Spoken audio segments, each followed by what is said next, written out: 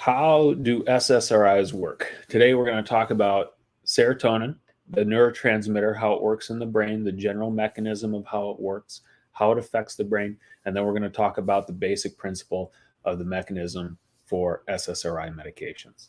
So let's get started. Serotonin, this is the chemical in the brain, a neurotransmitter where nerves talk to one another.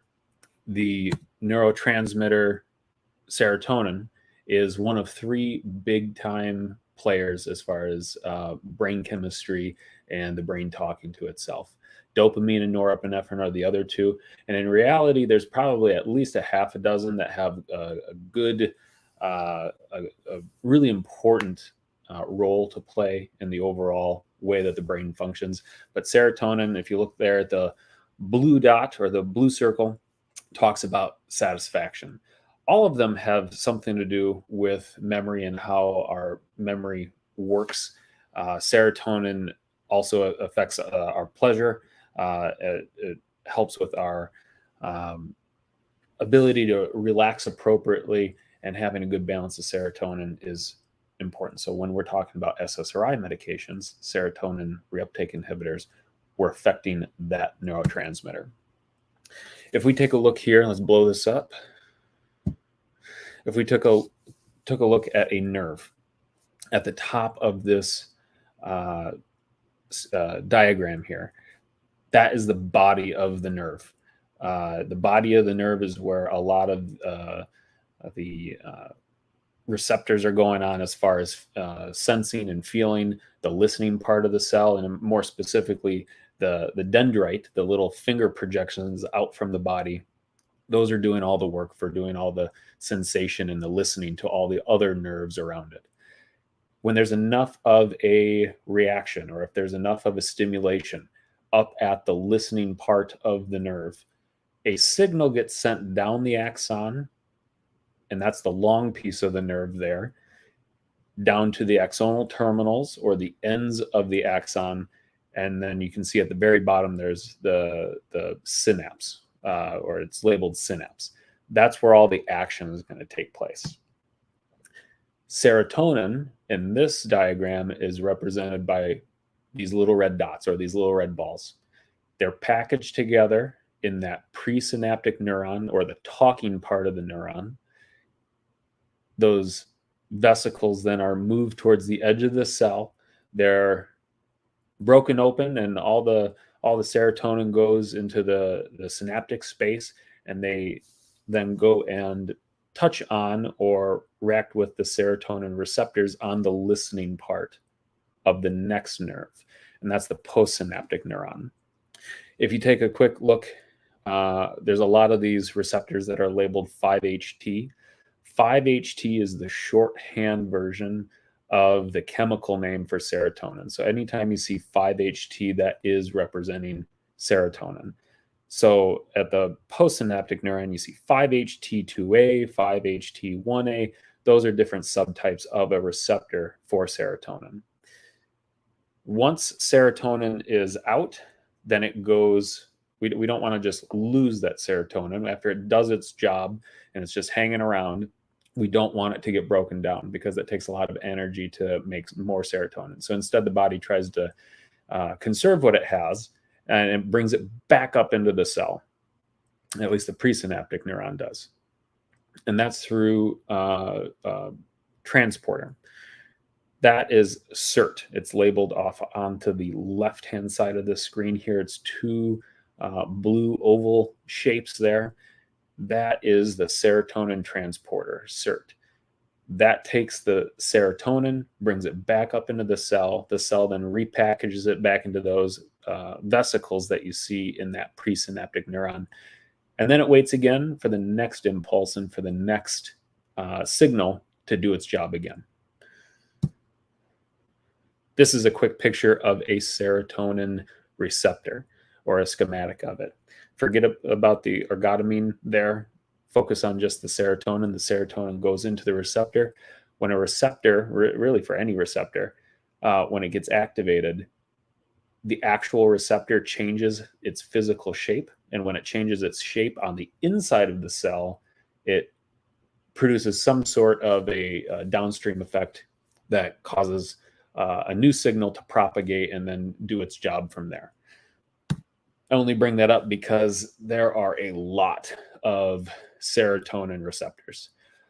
Off on the left-hand side of this, I mean, you don't have to make your eyeballs roll to the back of your head about the complexity of how many receptor subtypes there are, but there's a lot. And you can see in the center column there, the distribution, there's a higher density of those types of receptors in different parts of the brain. And then the effects that it has on the body are on the right-hand column there. Everything from sleep to how we're feeling as far as anxiety, food, what we're feeling as far as appetite, anxiety versus a calm sensation. There's some on here, vomiting, gut motility, all of that stuff. So serotonin can have a wide variety of effects depending on what receptor the serotonin is actually hitting on. So ultimately, what is an SSRI then? SSRI stands for selective serotonin reuptake inhibitor. The selective part of it, admittedly, is really not all that selective. I'm still trying to go through some books and whatnot, trying to find a good reason as to why they call it a selective serotonin reuptake inhibitor, but that's generally what we call them. A lot of antidepressant, anti-anxiety medications are SSRIs. These are on the left-hand side, the FDA-approved SSRIs. A lot of them, many of you might have heard of: citalopram, escitalopram, fluoxetine, paroxetine, sertraline. All those are on the right-hand side as well with the chemical formulation. A couple others on here that are less used are the fluvoxamine and the vilazodone. I think Allie has used the fluvoxamine before. I have not. The vilazodone, I don't know how often that's prescribed by other people, but I'm not super familiar with that one. This, back to this little schematic here, an SSRI is represented by that red diamond shape. It's plugging the serotonin transporter. And when it plugs that serotonin transporter, serotonin stays in that synapse. So there's more red dots in that space from the presynaptic neuron to the postsynaptic neuron. If there's more serotonin in that space, those receptors on the listening part of the nerve are going to be hit more frequently. So you're going to have more of an effect, and you're going to get, hopefully, you're going to get more of that calming effect and more of that feel-good effect. This is just another representation of the same thing. Hopefully less chaos moving around in this picture. The blue purplish balls there are representing the SSRI. It's again blocking the transporter, making more of the red dots. Again, that's the serotonin in this schematic. And those little red dots are filling into the spaces on that postsynaptic side, getting more of an effect and hopefully propagating the effect that we want downstream to the next nerve and the next nerve. This is probably the best schematic that I found overall. On the left side, serotonin is blue. Serotonin goes through the CERT, that big pink glob. The CERT, again, is serotonin transporter, and it transports that serotonin from the outside of the cell back into the cell, inside of the cell being on the bottom of this schematic. On the right side, we have escitalopram, that's Lexapro. That's represented by the green ball. It plugs that CERT, and now you see that the blue representation of sertraline can't get back into the cell. It stays outside of the cell and hopefully can have more of an effect on that postsynaptic neuron. Back to this chart here. If we can get our serotonin levels upregulated and into a good steady state, that's when we are going to be able to have good effects on our sleep, feeding, our overall behavior, our mood. that takes time. And that's kind of leads to my next question, or what we're going to talk about next is, why does it take at least 2 weeks to really start to have an effect? Why don't our prescribers or doctors or providers want you to stop just after a week or two? And the answer is because it takes at least 2 weeks, but usually they say about 4 weeks minimum before you consider it not effective. Why does that happen? And why do side effects happen right away? Because there's lots of people, especially if you go through our comments, that you'll see lots of people are having side effects right away. And why do the side effects go away the longer you can stay on that SSRI? Right around the same time the SSRI starts to work. Admittedly, that is not an easy go through. I would really go through this video a couple of times, and or go onto Google and see those mechanisms and how the basic principles work, because next week we're going to take a deeper dive into how the SSRI medications work on a much more detailed level, and why there is that delay. And the delay, even though there's a delay in the efficacy, you get side effect right away. You can see right away from the chart here, there's lots of different effects though. So you can imagine why you get so many wide variety of side effects with the SSRI medications. So yeah, I'm going to explain that next week. Now I'm going to jump over to a few of the other questions and comments that we had through the week. A few of them I've answered already. If you have any questions or comments, definitely leave them anywhere on the channel. We're going to try to grab them and respond to all of them. This one was from Azul Skies. This one was just about this person talking about how we need to check vitamin B, vitamin D levels, iron levels, calcium levels, hormone levels. Mentions estrogen, testosterone, progesterone before you consider taking an antidepressant. I wrote back that yes, that's 100% true. We want to make sure that we are dealing with psychiatric pathology when we're talking about diagnosing somebody with depression and anxiety. We don't want to be missing something that's a simple medical diagnosis. That is why it's a good idea to start with your primary care provider. Your primary care provider can do a lot of these screening labs, and really, we run these things all the time. They're relatively easy and cheap to perform and to run. So definitely go into your PCP first to make sure that you get some good groundwork laid down to make sure you're not getting overprescribed medicine for something that's otherwise a relatively easy fix. Neotatsil made a comment last week. Do you have any videos comparing guaifenesin and clonidine? The answer to that one was no. We don't have a versus video on that, but we are working on pumping out at I think we got 8 more videos that we've got going right now. So stay tuned. We're going to try to create this one and get that one pumped out quickly. If you have any videos that you want to see or questions that you want answered in a video form, again, leave your comments and we're going to try to get to them as quickly as possible.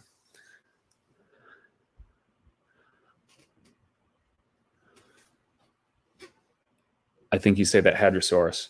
I'm supposed to be taking Wellbutrin, but I love alcohol and marijuana, which I'm finding out I'm not supposed to do while I'm on this medication or while I'm on it. Anyone have any recommendations? I put this one up here because 100% with Wellbutrin, you want to be very, very careful with alcohol intake. When, as it is, Wellbutrin will give you the risk of having seizure as a side effect. But when you are using alcohol and using alcohol in large amounts in particular, and fluctuating alcohol usage, even if you're not withdrawing, when you come off of alcohol, your nerves are in your physical nerves are in a little bit more of an excited state that already puts you at risk for a seizure if you're withdrawing really, really heavily. So something like delirium tremens. But when you're using alcohol with Wellbutrin, it amplifies that.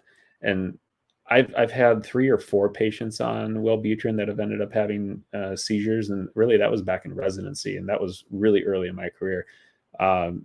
So it is definitely something that can happen. Be very careful with alcohol. It's generally not recommended at all to use alcohol. As far as the marijuana part, there's not really a contraindication for that, but as always with any self-medication, whether it's alcohol or marijuana, you want to be cautious and be careful and make sure that you tell your provider that you are taking all of those things, because it just makes that much more of a complex web. Even though alcohol and marijuana aren't prescribed medications, they are drugs and they are having an effect on the brain. And so that just leads to more potential issues with polypharmacy, and usually a lot of side effect. This one was person DM posted regarding a question that was made, I think it was 2 weeks ago now. A person made a comment that when they were on their medication, and in this case it was Buspar, why would they have a decreased runny nose, like allergy symptoms, itchy eyes, runny eyes? And I don't have a mechanism for that, and that's kind of what I said in that video. This person mentioned that many psych meds have potent H1 blockers, which is, I think, partially true. Potent H1 blockers, not so much. But certainly a lot of the SSRI medications, a lot of antidepressant medications, it's not just that serotonin reuptake inhibitor aspect of the medication. There's other allosteric components to many of those medications that can affect other receptors and other transporters. And some of them do have some histaminergic activity to them. I wouldn't go so far as to say it's potent, but it can happen. And I was going to break down a few. More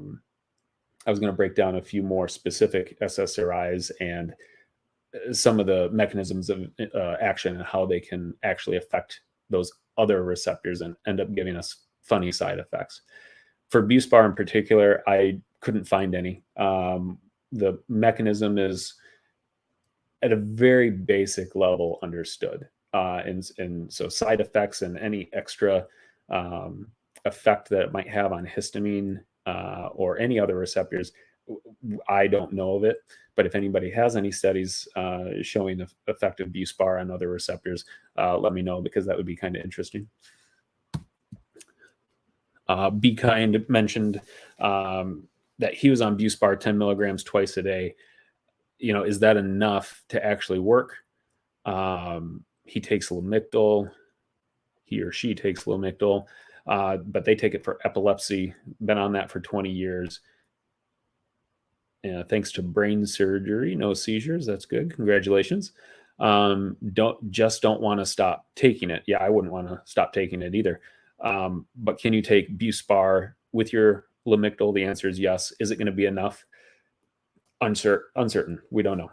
That one is definitely going to be a trial and error. When I'm prescribing Buspar, I definitely, start low, go slow, and try to get to the lowest effective dose. But as far as strong interaction with Buspar and Lamictal, I don't know of one. The last little slide here I put up here is drugs.com. We're not sponsored by drugs.com. I'd love to be sponsored by drugs.com, but drugs.com in a lot of my other videos are what I refer people to, so that you can go to that website, plug in the name of the medication that you're curious about, side effects. The side effects tab and the side effects profile is, I think, really well done, not just for patients, but for me as well. This is what I will go to in the room with the patient and go through the medications with them and show them just how large any medicine, even aspirin, how large the side effect profile can be. And I start going through all the little side effects, not just the big ones that they're having, but some of the other small ones that can have a really big, potentially a serious effect on their overall well-being, and that maybe they're having side effects that they didn't realize were actually side effects. So check that out if you have any questions or if you're curious for yourself about medications or supplements. They do a really good job. And if anybody knows anybody from drugs.com, tell them to get in touch with us, because I would love to be sponsored by them. That's as far as things that I had scheduled out to talk about. That's what I've got. Next week, we're going to go, like I said, into much deeper detail on how SSRI medications work and the theory behind why it's delayed for efficacy, and why you also get side effects right away. Let's see if there's any direct questions for me here real quick. I got to read through this real quick. Hold on.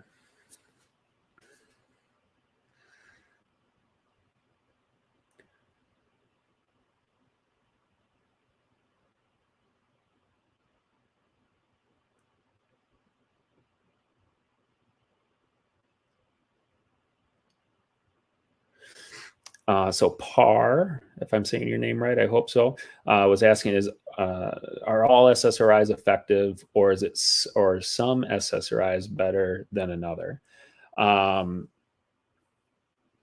So all SSRIs are considered equally effective. They're not necessarily equally effective for you. And admittedly, sometimes that is a trial and error. But through big study, all SSRIs are equally effective. There is a series that my wife did on SSRI, really antidepressant medications, and she goes through the STAR-D trial, which is a massive study on antidepressant medications, and goes through what to consider beforehand, side effects, withdrawal, all of that. And she addresses it in that series. So you might want to go check out that series. I think it's either a 5 or a 6-part series. But the short answer is they are all equally effective compared to one another, but you might have to try a couple different ones to see which one affects you best. Your follow-up question there is, can vitamins break down an SSRI quicker? Supplements of vitamins, so I don't, let's pop that one up there. Can vitamins break down an SSRI quicker? Not to my knowledge. There was a comment made. I don't know if it was from you or not. There was a comment made earlier that somebody was on some supplements with an SSRI medication, and it made the side effects too potent. That was also the first time I heard of that one. I kind of had questions about whether or not that person, whether they just started the medication, are they getting that time-dependent side effect up front, and they felt like they had to change their vitamins that they were taking, their supplements that they were taking, and by the time they stopped their supplements, the side effects wore off. Can the actual vitamins break down the SSRI quicker? Again, not to my knowledge. That's not how medications are broken down in the body. There's a separate process for that. I've never been asked that question specifically, but not to my knowledge, no.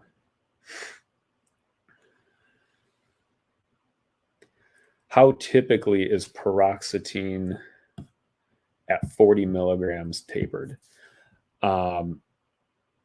That's another good, so paroxetine is like pretty much nobody's favorite SSRI as far as from a prescriber standpoint.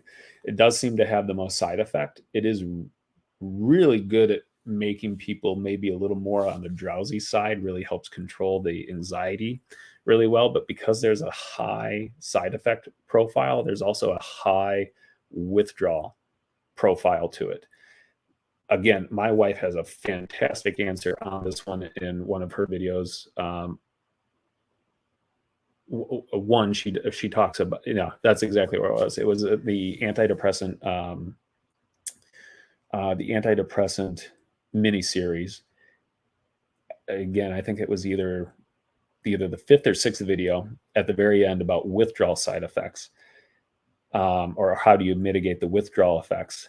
And there's a good little, there's 3 tips actually. One, you just start low and go slow. For paroxetine, I don't know if that one has a liquid form, because that one, if you taper too quickly, that one you will definitely get a lot of side effects for a good long period of time.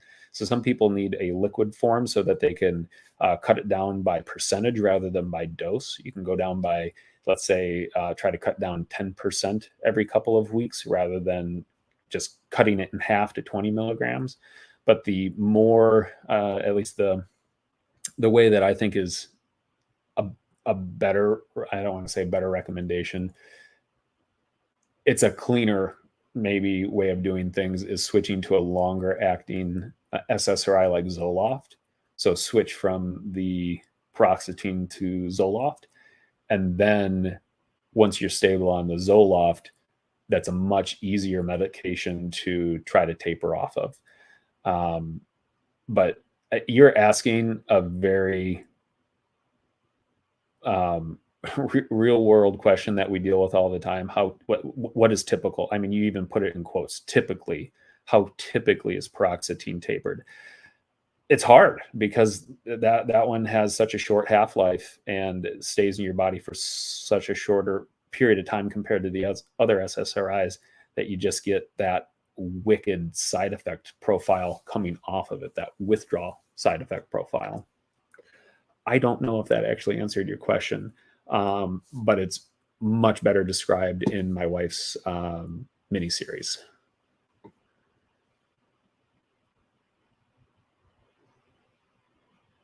I'm reading this other one. Hold on just a second.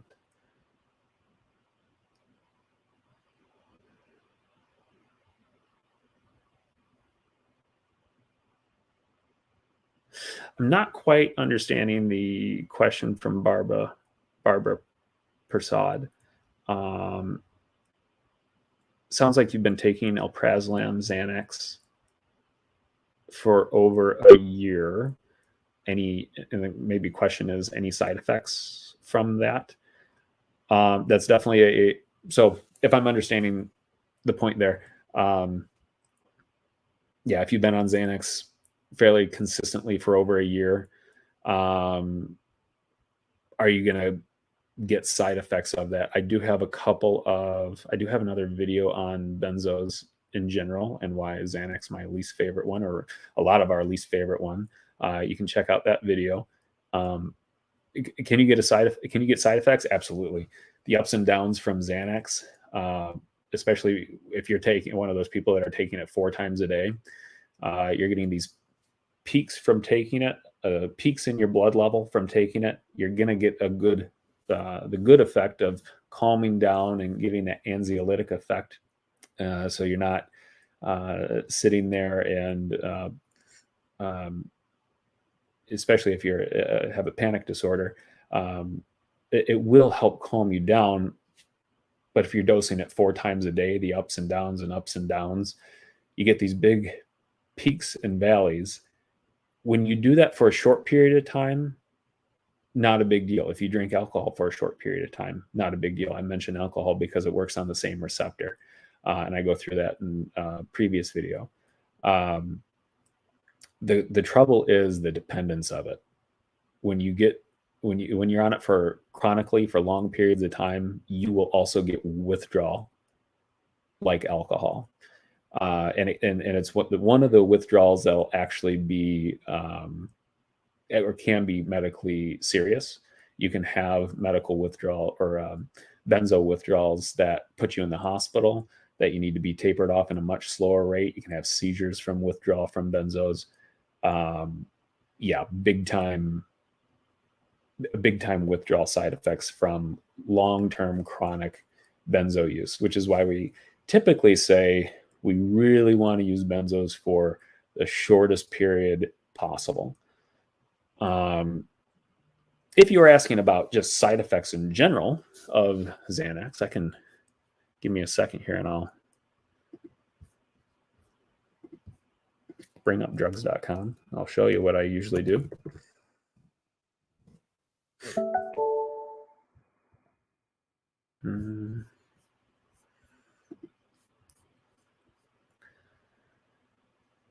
Share my screen with you here for a second.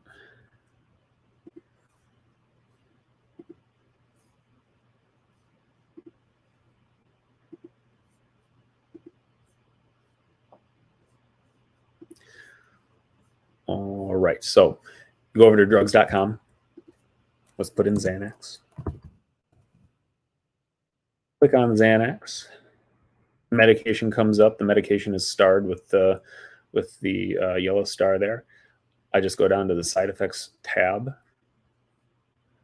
and then it'll plow in all the side effects here.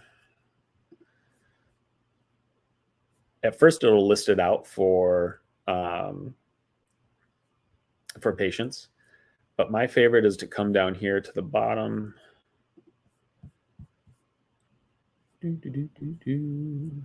Eventually, we'll get there. Where it says for healthcare professionals, right? And under that section, they'll take the same side effects that are higher up in the screen, but they will label it with a percentage of like how likely is something to happen. Let's just take the very first stuff here, the very first set of side effects through the nervous system. Very common. For drugs.com, very common means 10% or more of the time.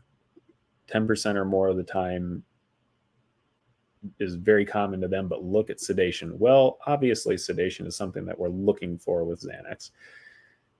77% of people will get sedation, although technically we're looking for anxiolytic effect. We're looking to not be so anxious when we're taking Xanax.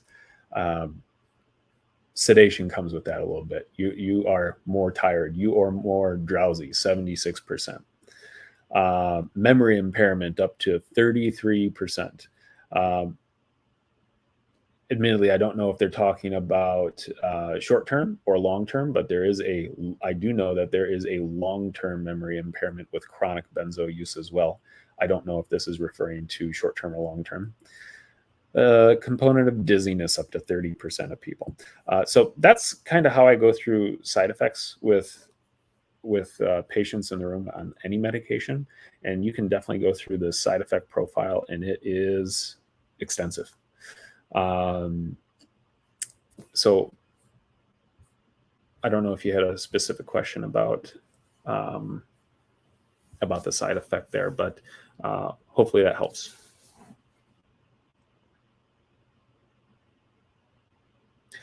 Par's got another good question here. I changed from Zoloft to Prozac because of akathisia. Why does akathisia come from SSRIs? Short answer. The short answer is I can't do that in the live form. That's a really good video that I can do though. Because it'd be so much easier to show through mechanism of action of why we think that happens. I'm going to write that one down and see if I can't make a short video on that and post that one. I don't know if I'll do that one as a live video or if I'll just upload a recorded video of that one. So check in on the channel over the next couple of weeks and I'll try to get that one to you.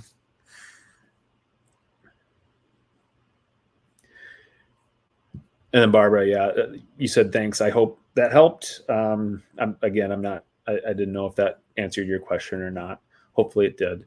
Yeah, Par, thank you for the question. I'll try to make that video, or between me and Allie, make that video on akathisia. There are definitely a couple of SSRIs that are more likely to cause that effect.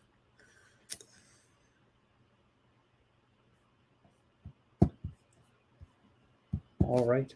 So yeah, for next week, the live session again, that one's definitely going to be with the deeper dive version of SSRI medications, why there's a 2-week delay in efficacy, why the side effects pop up right away. To me, it's very interesting, but admittedly, that video might, or that live session, that might make some people's eyes roll to the back of their skull. I'm going to try to make it as simple as possible for everybody, so that it's a good learning point. If you have any other questions, comments, you have other videos that you want to see, like PARS here, put them in the comments and we'll see if we can get to them. We want to make videos that help you out as the followers here. So I hope everybody has a good day. We'll see you next week.